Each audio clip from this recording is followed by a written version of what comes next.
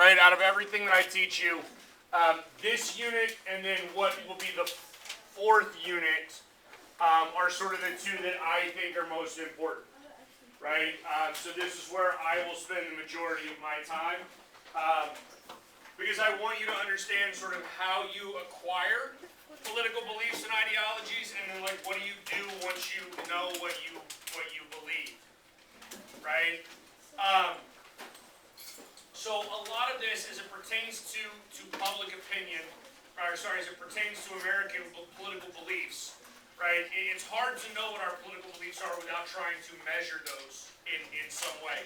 The only way we can measure that is through public opinion, right? That's something that's going to show up in this unit as well, because we're looking at data and statistics, and so I need you. I need you to hear me now, right? Like if you're not paying attention, stop and pay attention, because I get complaints every year, right? And I want to just go ahead and try to end that right now. We're going to talk about demographics and data and things like that, right? We will make comments like black people vote Democrat. If you are African American and you don't identify as a Democrat, that's fine, right? Okay?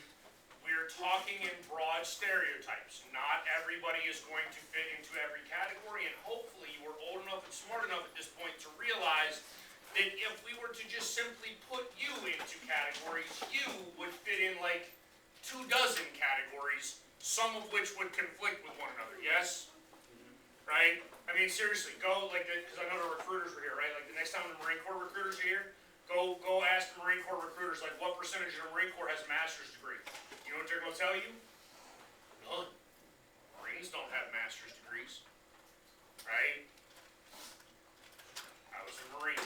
I have multiple master's degrees, right? Like, you're going to defy stereotypes. So I need you to hear me, right? Like y'all realize there are gay Republicans, right? Did you know that? Like, you can both be gay and a Republican. Okay? So when we talk about this and we stereotype, I need you to understand, all we're really trying to do is make generalizations, right? Because that's the best we can do, because the reality is, when we talk about government, when we talk about this as a science, you understand that this course is actually a political science course? You don't realize that? So if you go to a four-year university, most four-year universities, this course is going to fall under the political science department. So what is science? Well, what do scientists do?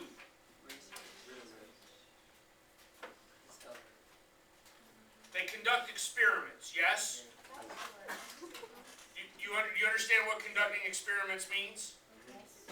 You predict something and then you run an experiment to see if you're right, yes? And what is the experiment that we're dealing with? Government. Believe it or not, that's the experiment. The experiment is government. The experiment is who will govern, right?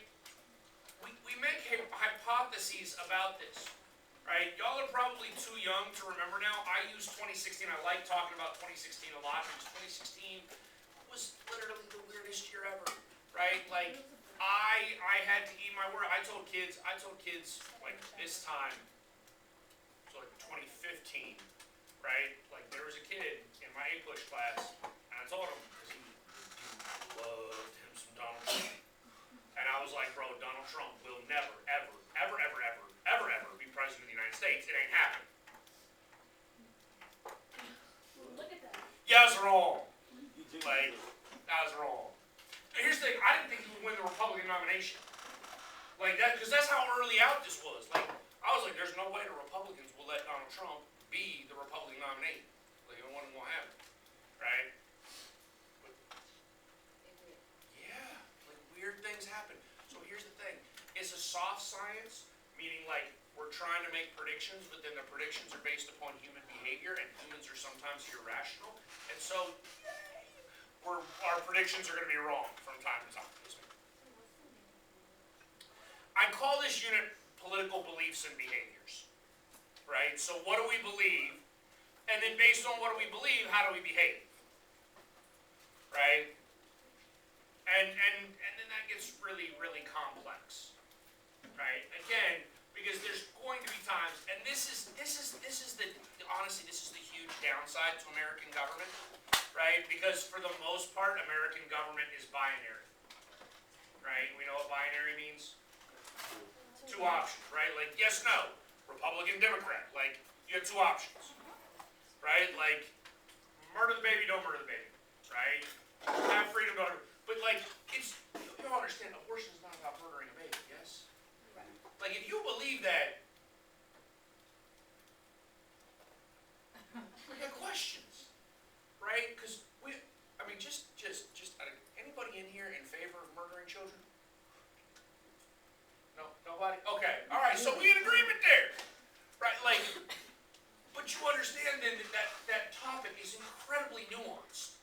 Yes, like it's not. Most of life is not like black and white. Right and wrong, like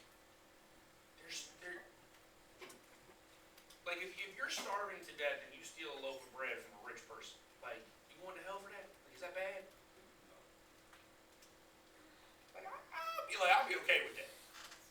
I mean, personally, my moral code, I'm alright with that. Like, you know, like if you're homeless and you go live in one of Bernie Sanders' like 6 extra houses, I don't have a problem with that. Bernie Sanders has like 6 homes. I don't think Bernie Sanders would have a problem. If Bernie Sanders didn't have a problem with that, why does he own 6 houses? I love that picture from the inauguration. All right, so I'm gonna try. I'm gonna try to make sure that we all know what we're talking about, right? Yes, ma'am. It is not. I can multitask. I can talk and actually take attendance and put the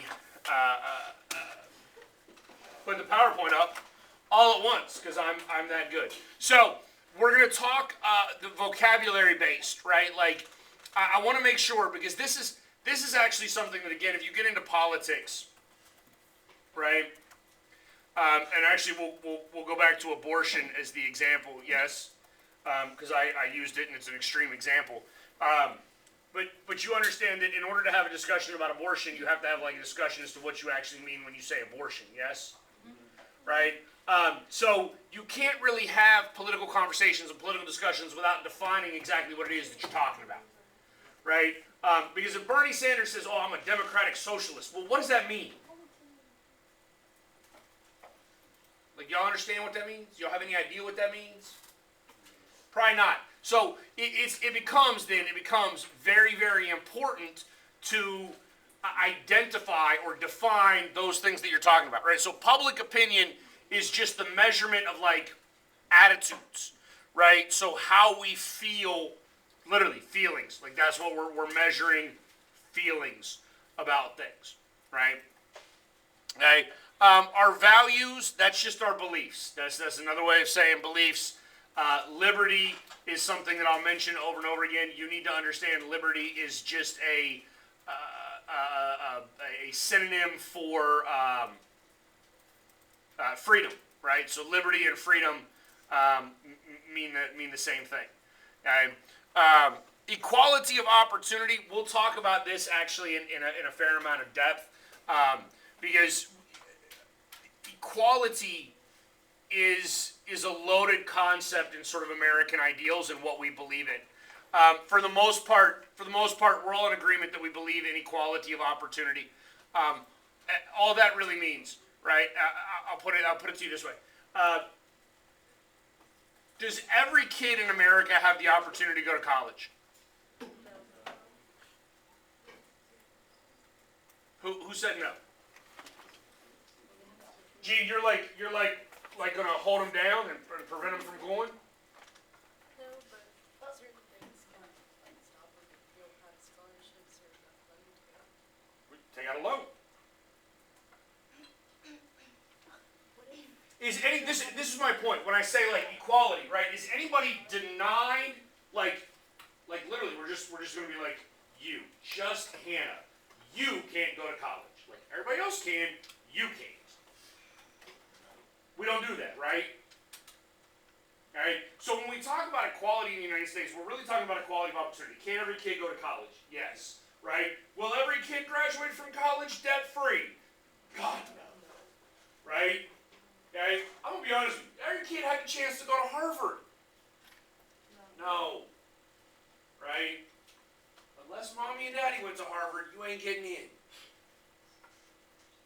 No, I mean Harvard is one of those universities that operates on the good old boy network. If you have a family member who is an alumnus of Harvard, your chances of getting into Harvard go up drastically. Right? Most of your elite schools are like that, and the University of North Carolina. That helps my kids. I mean, since I'm an alum of UNC. But like, alright, political ideology. Ideology is really just the culmination of beliefs, right? So the ideology is the set of beliefs. We'll talk about this again in the next unit when we talk about political parties. Parties have a platform. That's everything the party believes in. Platforms are made up of individual planks. That's like a singular idea, right? So Republicans believe in fiscal responsibility. That's what they'll claim. They don't believe that, but they claim to, right? So beliefs are individual opinions about individual events or ideas or issues or policies or whatever. Your ideology is the culmination of all of them. Hopefully, I'll be honest with you, this is one of my goals in life. Hopefully, your ideology is consistent. I don't care what it is. I just hate like intellectual inconsistencies. Right? Do you understand what I mean when I say that? Like, not really, thank you, I appreciate that. So intellectual inconsistency means if you apply a concept to one aspect of life, you should apply it the same way to everything. Not like, you can't be like, oh, federal tax dollars shouldn't go to Planned Parenthood because Planned Parenthood happens to perform abortions. Even though federal tax dollars don't go to abortions, they go to pap smears and cancer screenings and other healthcare issues, right? Like, if you don't think that federal government money should go to that because they actually perform abortions even without other funds, then at the same time you should also believe that no federal funding should go to like private Christian schools for secular textbooks or school lunches because they also teach religious things. You understand? Because what generally happens is like your super religious people are like, no money for Planned Parenthood.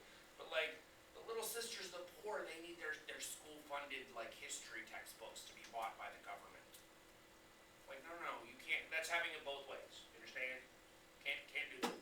I don't want you to do it. I mean, you can do that. You can do whatever you want. It's your opinions. Right? Why do we, so now, why do we study public opinion? Right?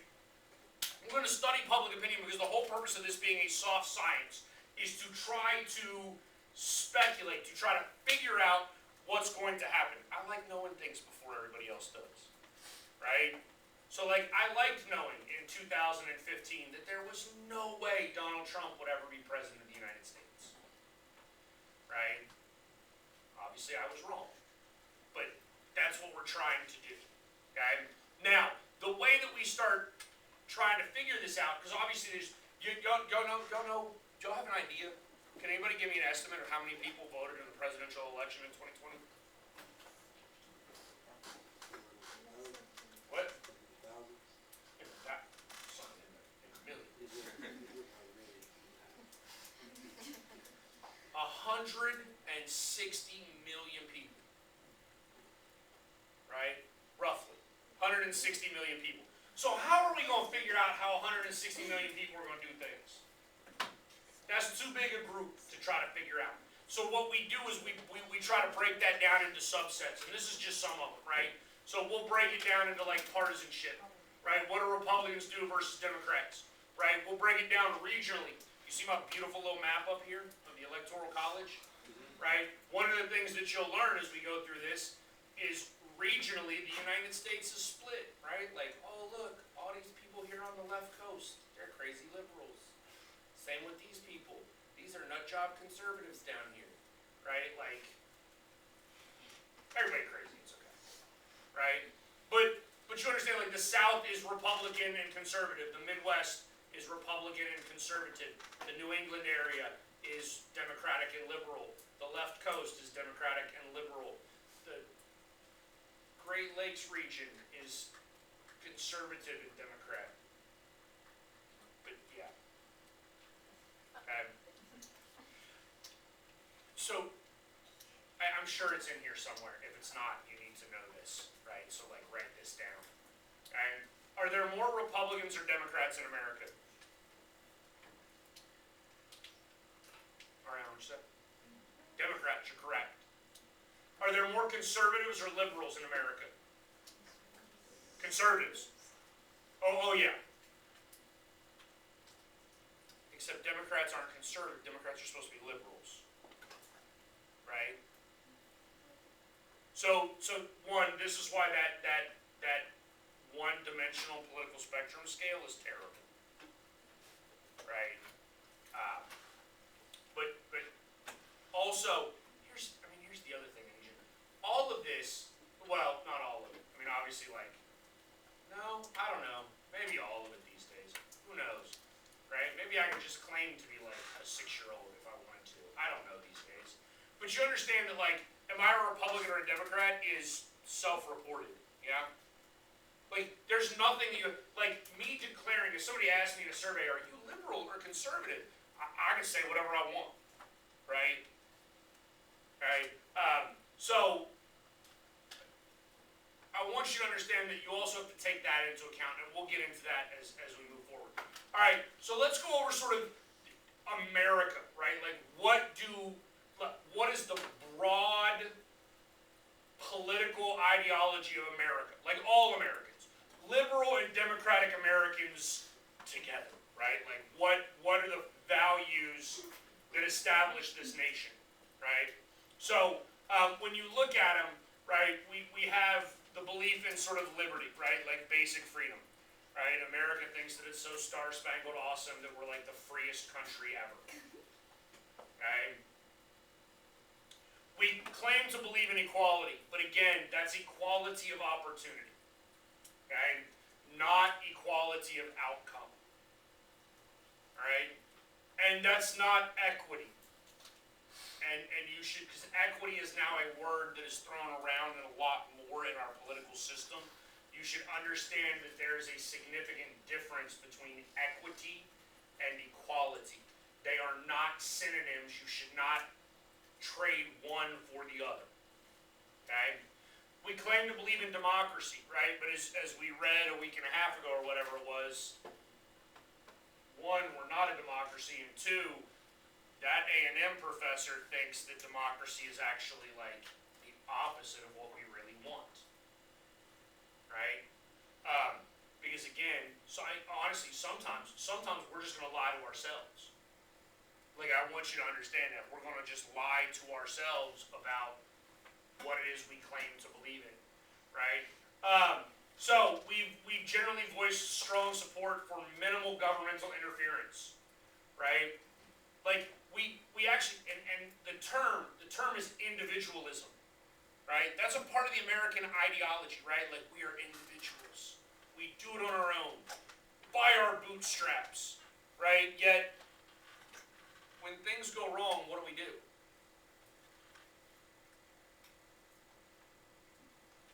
So when Hurricane Harvey hit, did we all just like brush the water out of our own homes and rebuild ourselves, or did we ask for like government handouts to help? We wanted the government to come in and help, right? This is one of those contradictory ideas, right? We claim to be individualistic, but then when bad things happen, what do we want? We want somebody to come and help. We want them to fix it for us, right? I mean, it's really easy. Y'all understand? It's real easy to be independent when like life is good. Okay. So realize there's some conflicts there, right? We have a stronger view about the importance of liberty than some other democratic countries. That's actually probably true. COVID-19 actually probably proved that, especially in some parts of America, right? I mean, did y'all actually know that, like, I know India, they did it in India, they do it in Asia. Y'all realize that, like, people over there wore masks way before COVID at various times, right? Because there's, and this goes back to part of that individualism idea, right? There are other democratic nations that are more community-driven than what the United States is because we're so individualistic. It's like, I'm going to take care of me and my family and screw everybody else, right? Other democratic nations aren't like that necessarily, right? They have more of a communal ideology. I mean, I think you've noticed, or you might be able to realize that there's a difference in sort of community standards for like New York and Texas, yeah? Okay? But for the most part, we do tend to put a stronger emphasis on liberty, like on individual freedoms, than what other people do. Okay? We believe in democracy and then we believe in rule of law. These are utterly essential. Okay? Democracy is really the rule of the people. Okay? So that's the idea that we are in charge. Right? We rule, therefore, the government is unresponsive to us. We have some sort of recourse, right? Rule of law is also really, really important. In fact, out of all of our principles, rule of law might be the most important because you can't really have structure and order in a civilized society if there's not rule of law. All rule of law means is that everybody's going to be treated the same under the law, right? So if I am in court and I lie under oath and I perjure myself, that's a crime, right? I'm going to go to jail for 30 days. If Hannah goes and does the same thing, right, she should also go to jail for 30 days, right? I don't get to go to jail for less time because I'm a male or because I'm older or wealthier or whatever. Like, it shouldn't work that way. That's the idea. And I do need you to understand that gets wildly complex. Right, like if you know who Brock Turner is, you might be like, well, that's not really fair, right? Sometimes you have to understand that there's a wide variety of circumstances at play. No two instances are ever the same, and so even though we want rule of law, you're not going to get a like one-size-fits-all cookie cutter. Like everybody who kills somebody goes to the death chamber, the gas chamber, or the is executed. Right? They don't get the lethal injection because the circumstances around a murder drastically differ. Yes, we understand that. All right. Some threats to our ideas, right? So part of our political ideology is the idea that we have free and fair elections. America prides itself on it, right? And I've been teaching this for 10 plus years now. Let's start with the easier of the two. We have free elections. Sam, you don't have to pay to vote? You think that's correct? What do you need? Anybody in here 18 yet? Are you registered? I just turned 18 yesterday, so. That's all right. We're going to do it tomorrow. I'm going to register you tomorrow then. Right? Okay? When you register to vote and you go and cast a vote, what do you have to do? Anybody know? You have to show them ID, right? Okay? Do you have a Texas state ID? You do. It's a requirement to vote. Did you pay for your ID? I have no idea. You did. Okay, then yes. Yeah, no. They're not just handing out IDs, right? Now, I've had kids argue with me, well, it's because it's a driver's license, right? Driving is a privilege, so they can charge you to pay for a driver's license. Okay, can you go get a state ID that's not a driver's license? Yeah. Are those free? No. They're still like $6. They're not expensive. But no, they're not free. Right? So do we have free elections? interestingly enough, we did. Because there are other ways around that. You actually, so when I register you to vote, you'll get a voter registration card in the mail. That doesn't have your picture on it, and it's 100% free. You can bring that and use that as your ID to vote. Yeah. So, do we have fair elections? See, this used to be the easier one to deal with than here. So here's the deal, right? What is an unfair election? Because when I say unfair election, we're not talking, like, I don't mean like, I don't want you to look at me and be like, the Electoral College is not fair. You might be accurate there, right? Like we could have that conversation, it's a great debate to have, but that's not what I mean, because that the Constitution set up the Electoral College, therefore we're gonna put it in the fair column for right now. When I say unfair, I mean, is anybody going in and like changing your vote behind you when you vote? No, right? When you go and vote, is your vote counted? Yes, right? Are we counting the votes of a whole bunch of people who are not eligible to vote or that are not real people? So here's the thing, this one, I'm not actually sure, because I don't follow it closely enough because it just drives me crazy.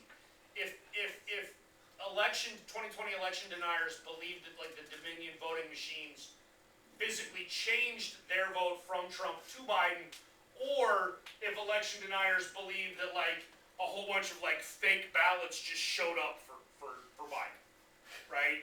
Now here's the thing, right? Does voter fraud happen in the United States? The answer is yes. Absolutely, it happens in every election, right? In 2014, I believe it was, right? South Carolina conducted a statewide audit. And granted, South Carolina is not one of our largest states, right? They've only got 9 electoral college votes. But they conducted a statewide audit, right? You know how many instances of voter fraud they found? 7. 7. That, Joe Biden got 5 million more votes than Donald Trump? 5 million. I'm not good at math, but I'm pretty sure like 7 out of 5 million is 0.00 with a negative E thing. I don't do math, I don't know how that works, but like no. 7 out of 5 million is nothing. Okay? Nothing. At this point, like if you are an election denier, good on you. I hope you find the smoking gun. If there is one, nobody's found it yet. Or nobody's presented it yet. Right? And I don't understand why anybody would not present it if they found it so. Right?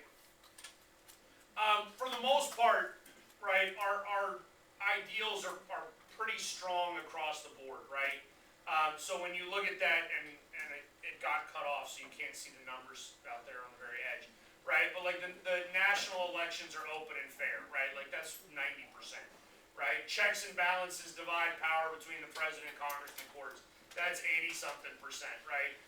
People have the right to non-violently protest, 75%. Like, most of us are wildly in agreement across everything with our core values, right?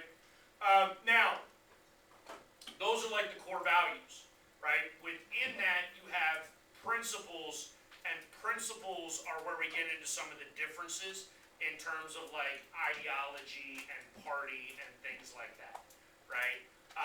So principles is more along the lines of like, how do you enact or how do you ensure that this value is being met, right? So if we believe in equality of opportunity, for instance, right, then we might have principle differences about how to achieve equality of opportunity.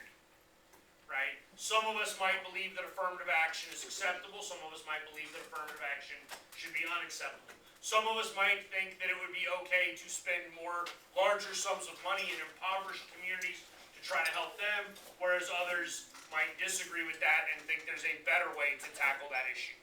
Right? So those principles are things that can change sort of individual to individual to see how you accomplish those things that we seek to accomplish, right? So this brings us to ideologies, right? Those are like the underlying orientation, the big beliefs, the big structures, the big ideologies. The two main ones in the United States are liberalism and conservatism. Okay, I need you to understand. I need you to understand. Liberalism. Liberalism has been around for longer than I know. Liberalism has been around for longer than the United States has been around. And conservatism is relatively new as far as a political ideology goes, but conservatism as just sort of an ideology has been around for a very, very, very long time as well. And that being said, I need you to realize that what words meant 250 years ago are not the same as what words mean today. Okay? Liberal. Does that sound like it has its root in any other word that we have talked about? What's that, Brooklyn? Liberty. Right? So liberals believe in extreme liberty, yes? So they want absolute freedoms where the government doesn't do anything? Does that sound like liberals today? No. No. Liberals want governmental intervention today. Liberals advocate for larger government today. Contemporary liberalism is actually very, very different than traditional liberalism, which would be more of the emphasis on liberty, right? We talked about this in the last unit, at least briefly. This change occurs with FDR, right? And so the meaning of the word liberal changes because sort of our understanding of freedom and governmental responsibility and governmental action has changed as well. And so these are things that change over the course of time. For the most part, I want you to understand classic liberalism, right, is really limited government. Honestly, classic liberalism ideologically would probably most closely relate to libertarianism as far as an ideology goes, right? And at least, who are my libertarians in here when y'all did the little party poster thing? 3? Okay, so hopefully you 3 have a decent understanding of what libertarian means, but basically libertarian would be the idea that the government is involved in almost nothing, right? So classic liberalism, like how would they feel about gay marriage? They don't care. You want to have a gay marriage, have a gay marriage. You want to have a throuple, have a throuple. Whatever, we don't care. Right? Okay, that would be a classically liberal stance. Right? You want to spend $50 million on public health care? Right? Classic liberals would have a problem with that. Right? Libertarians would have a problem with that today. Right? I mean, your hardcore libertarians today would tell you that any taxation is actually theft. Okay? So, contemporary liberalism and conservatism are sort of the differences that we look at today. Right? So traditional conservatism is really a values-based mentality predicated on historical standards within communities, right? So limited progress in terms of the societal expectations, right? So your conservatives, for instance, they would not be okay with that throuple, right? They would not be okay with a gay marriage. They would not be okay. I mean, the reality is conservatives are not okay with single motherhood, right? Because that is a deterioration of the nuclear family, which they hold to be like most sacred. Okay? Liberals, on the other hand, are much more in favor today. Contemporary liberalism is much more about.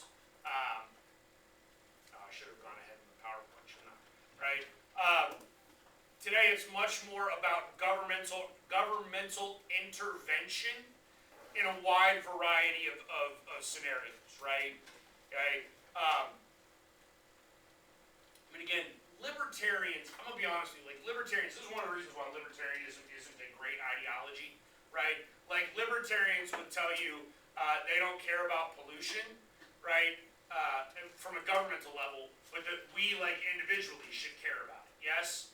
Okay? Which means that according to like a libertarian, you should do all of the research necessary to determine where your energy is coming from and what like the environmental impacts of that is. You have neither the time nor the resources to do that. Okay? Which is one of the reasons why libertarianism is flawed. Liberals, on the other hand, because they see the climate as being a significant issue, they want more governmental intervention in that regard. They want more governmental intervention in order to try to generate more equity within society, right? They want an increased social safety net, meaning more Social Security, more Medicare, more Medicaid, more money going to the poor, more money going to the impoverished, to the people on the margins of society, right? As far as the issues go, I mean, liberals, I'm not going to read all these to you, but as a general rule, again, more government is a liberal ideology. More government means more taxes, because you obviously have to fund the government, and taxing is the only way to fund a government, right? So if you're going to have more governmental involvement, you got to have more taxes. Specifically, they want to tax the wealthy, right? But then they're going to spend that money on what it deems to be positive social issues, whether that's education or healthcare or the environment or equality issues or whatever, right? That's their idea. All right. Conservatism. This is about the maintaining, excuse me, about the maintenance of the status quo, right? Conservative ideology is really an anti-progressive ideology. Conservatives tend to be suspicious of change. When you get into a psychological understanding, and I think we talked about this already once, right? Like liberals psychologically want new experiences, right? They want to experience new things. Conservatives do not want to experience new things. They are terrified of new things, right? So what they want to do is they want to maintain what exists currently. All right. As far as the issues go, I'll be honest. This is one of the things that drives me crazy. I have a little bit more tolerance for liberals because while they're wrong all the time, they're at least consistent, right?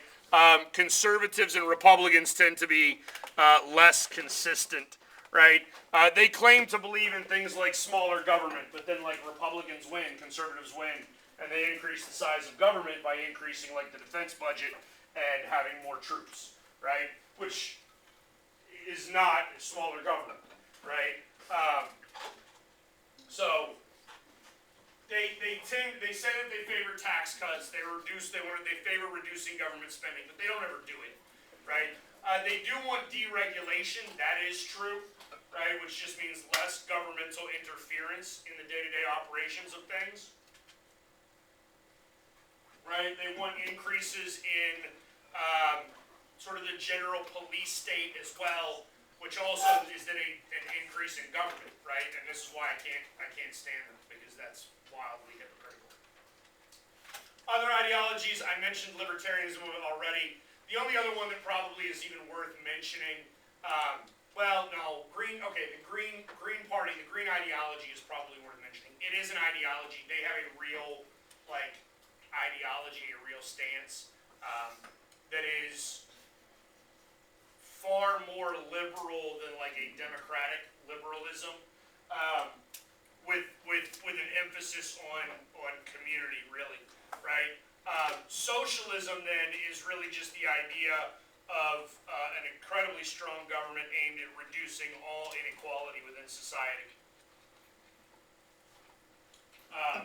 which I will never try to convince you of an ideology unless you're a socialist, and then I will try to convince you that your ideology is flawed. Okay? Only because y'all understand how to make everybody equal? Like, if we wanted to make everybody absolutely equal, therefore everybody is the same height, what do we have to do? Zoe, what? No, say that. Cut off their legs. Yeah, you can't make short people taller, so the only way you make everybody the same height is to cut tall people down at the legs. Do you understand that? Like, that's essentially what socialism aims to do. The problem with prosthetics there, though, right? One, what are you going to do? Are we going to make everybody the same height as, like, Manute Bol? Right? And if you don't know who Manute Bol was, Manute Bol's dead. Manute Bol played in the NBA. The dude was 7'7". Right? So, like, if I'm not gonna call somebody out by name. I don't want to pick on them, right? But like, just one of the ladies in the room that's like 5'2", 5'3", right? If we were to make you wear stilts until you were 7'7", how well you think you're walking around? I'm 6'2". I don't think I could do it. You know what I'm saying? That's adding almost a foot and a half to me, right? Additionally, I can't get out that door at 7'7". You know what I'm saying? Like, yeah. But that's the idea of socialism, right? It's an extreme form of really equity, right? And so I told you a minute ago there's a difference between equity and equality, yes? Equality, really in the American sense, is about opportunity, right? Is everybody treated equally? Meaning, does everybody have the same opportunity to do things, right? Could all of you go to Whataburger after school today? Yes, you could. Some of you have a car, you could drive. Sweet, nice and easy, right? Others of you might have to walk in 100-degree heat. That sucks. You're not all going to get there at the same time, yes? But you can all get there, right? Equity is about ensuring that the outcomes are the same. And that's...